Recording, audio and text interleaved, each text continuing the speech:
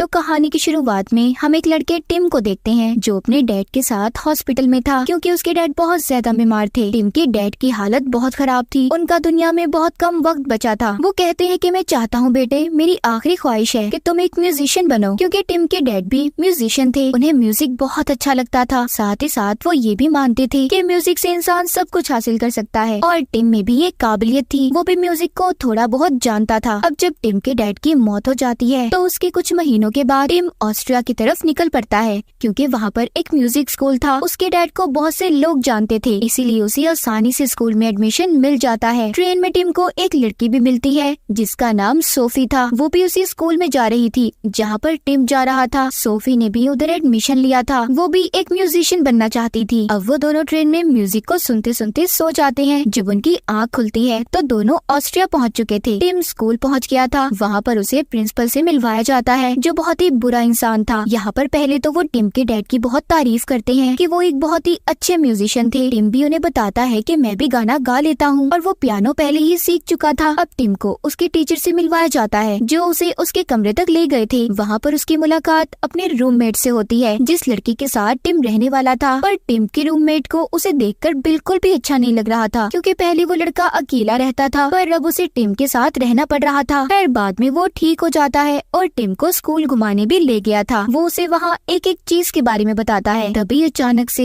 एक लड़का सामने आकर टिम के रूममेट को मारने लगा था और टिम से ये भी कहता है कि इस इंसान से दूर रहो, ये तुम्हारे काबिल नहीं है। ये सब बातें टिम को काफी अजीब लग रही थी। टिम का रूममेट बताता है कि मैं इस लड़के से बहुत परेशान हूँ पर मैं कुछ भी नहीं कर सकता क्योंकि उसके डैड बहुत बड़े सिंगर हैं। मुझे भी वो लड़का बहुत बुरा लगता है पर हम कुछ भी नहीं कर सकते। अब अगले दिन स्कूल के प्रिंसिपल सबको हॉल में जमा करते हैं और टिम से सबको मिलवा रहे थे। कहते हैं कि ये हमारे स्कूल का नया स्टूडेंट है। सबके सामने प्रिंसिपल टिम को गाना गाने का कहते हैं। ये सुनकर टिम थोड़ा घबरा गया था क्योंकि उसकी पहले कोई तैयारी नहीं थी। प्रिंसिपल कहते हैं कि इसमें तैयारी की क्या जरूरत, गाना तो तुमने अपनी आवाज का इस्तेमाल करके गाना है, तो क्यों घबरा रहे हो। और मुझे नहीं लगता जो कोई अच्छा म्यूजिशियन या सिंगर हो उसे तैयारी की जरूरत होती है, इसलिए ज्यादा मत सोचो और गाना गाओ। टिम अब वहाँ पर सबके सामने गाना गाने लगा था जो गाना तो काफी अच्छा था पर प्रिंसिपल को पसंद नहीं आया था। वो कहते हैं कि ये हमारे असूलों के खिलाफ है, तुम्हें ये गाना नहीं गाना चाहिए था। अब यहाँ से आगे आपके सामने दो कहानियाँ चलने वाली हैं, एक तो इसी स्कूल की और दूसरी जादुई दुनिया, एक कहानी की दुनिया की। बचपन ही से टिम को कहानियाँ पढ़ने का बहुत शौक था। एक दिन वो एक कहानी पढ़ रहा था जिसका नाम द मैजिक फ्लूट था, एक जादुई बांसुरी जो इस मूवी का नाम भी है, जिसमें हर कहानी की तरह एक राजकुमार था जिसने प्रिंसेस को बचाना था। आज रात भी टिम बैठा वही कहानी पढ़ रहा था, तभी उसको रोशनी नजर आती है। वो उस रोशनी का पीछा करते एक लाइब्रेरी तक चला जाता है जहाँ पर जाकर वो एक खाली जगह पर किताब को रखता है। तभी वहाँ पर एक रास्ता खुल गया था, वहाँ पर रंग बिरंगी रोशनियों के गोले थे जो कि उसके इर्द गिर्द घूम रहे थे। वो टिम से कहती है कि अगर तुम जादुई दुनिया में जाना चाहते हो तो एक कहानी का हिस्सा बनना होगा और फिर जो भी खतरे आएंगे उनका सामना भी करना है, अगर नहीं तो तुम इसी स्कूल में रह सकते हो। ये फैसला टिम को ही करना था। वो अपने लिए जादुई दुनिया को चुनता है। जैसे ही उन रोशनी के गोलों को ये बताता है तभी वो अचानक से अजीब सी दुनिया में पहुँच गया था। शायद ये जादू की दुनिया थी। वहाँ पर चारों तरफ रेगिस्तान था। टिम जब थोड़ा सा आगे जाता है तो उसके सामने एक बहुत बड़ा सांप आ गया था जो टिम पर हमला करने वाला था, मगर किसी तरह वो उससे बच जाता है और एक गार में आकर छुप गया था। टिम ये बात जानता था कि ये जादुई दुनिया है और इस कहानी में म्यूजिक का भी जिक्र था, तो इसीलिए टिम उस सांप को भगाने के लिए गाना गाने लगता है पर इस सांप पर उसका कोई असर नहीं होता। टिम उस गार से निकलकर भागने लगता है, तभी उसका पाँव फिसल गया था। वो गिरकर वहीं पर बेहोश हो जाता है। वहाँ पर अब 3 जादूगरनियां आती हैं जिन्होंने अपने जादू से उस सांप को सुला दिया था। अब क्योंकि टिम भी इस कहानी का हिस्सा बन चुका था तो उसे वो जादूगरनियां अपने साथ ले जा रही थी।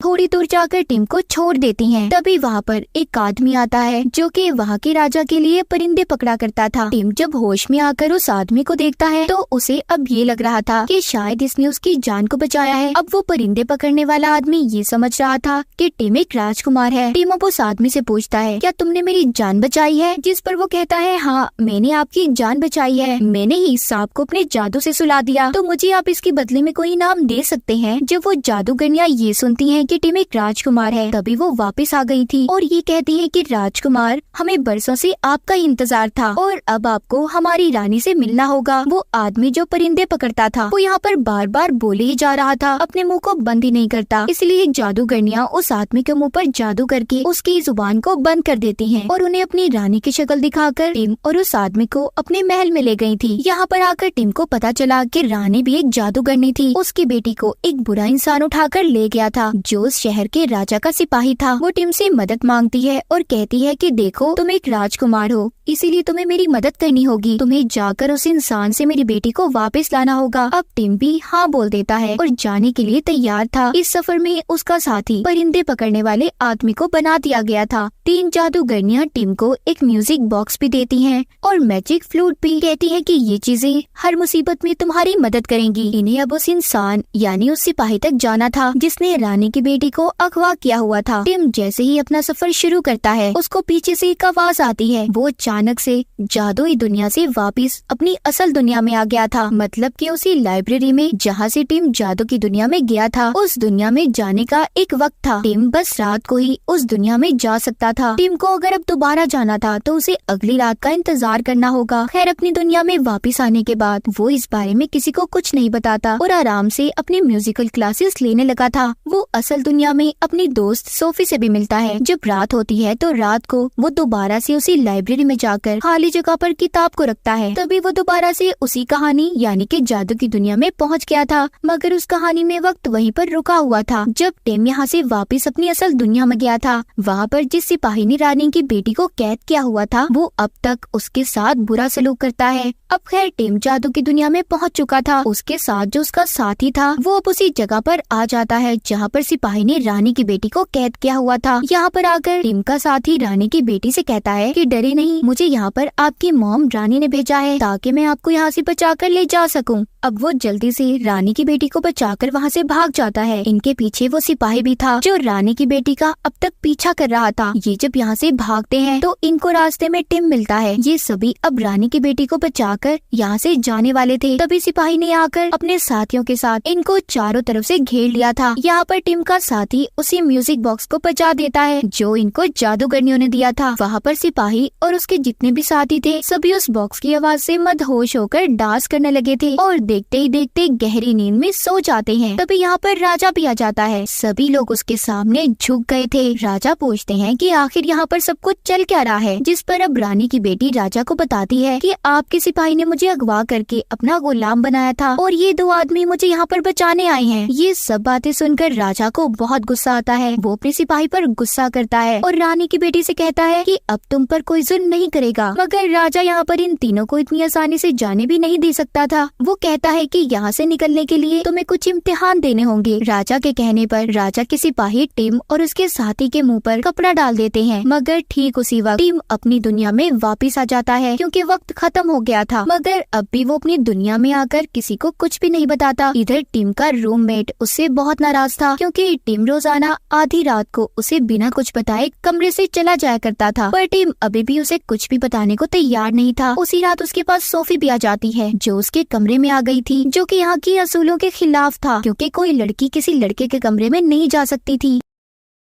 वो जब टिम के करीब आने की कोशिश करती है तभी टिम को याद आ गया था कि कहानी की दुनिया में जाने का वक्त हो गया है। वो सोफी को वहीं पर छोड़कर बिना कुछ बताए वहाँ से चला जाता है और लाइब्रेरी में आ गया था और उसी दरवाजे से दोबारा से जादू की दुनिया में पहुँच जाता है। जब वो जाकर देखता है तो उधर रानी की बेटी नहीं थी। टिम अब वहाँ की राजा से कहता है क्या मैंने आने में देर कर दी, जिस पर राजा कहते हैं नहीं, तुमने देर नहीं की, तुम्हें सिर्फ एक इम्तिहान को पास करना है जिसके बाद तुम रानी की बेटी को वापिस अपने साथ ले जा सकते हो। तुम अगर लंबे वक्त तक बात नहीं करोगे, चुप रहोगे, तो तुम्हें रानी की बेटी से मिलवाया जाएगा। अब टिम और उसके साथी को खास जगह पर ले जाया जाता है जहाँ पर इनके चारों तरफ सिपाही थे। इन्हें यहाँ पर बिल्कुल खामोश रहना था। खामोश इनको कितने वक्त के लिए रहना था इन्हें नहीं बताया जाता। अब टिम के साथ जो उसका साथी था वो बोल पड़ता है और तभी वहीं पर गिरकर बेहोश हो गया था। उधर हमें रानी की बेटी दिखाई जाती है जो दोबारा से सिपाही के कब्जे में थी। तभी अब वहाँ पर उसकी मॉम आ जाती है जो अपनी बेटी से पूछती है है, क्या तुम तक वो राजकुमार नहीं आया जिसको मैंने तुम्हें बचाने के लिए भेजा था, और तुमने अपना काम क्यों नहीं किया। यहाँ पर हमें पता चलता है कि रानी एक चालबाज औरत थी। दरअसल उसने अपनी बेटी को यहाँ पर राजा को मारने के लिए भेजा था ताकि वो खुद सारी जिंदगी अमर हो जाए। वो सिर्फ अपने मकसद के लिए अपनी बेटी को इस्तेमाल कर रही थी। अब रानी अपनी बेटी को ये सब कहकर चली जाती है कि अपना काम पूरा करो, मगर कमरे के बाहर सिपाही ने रानी की सारी बातों को सुन लिया था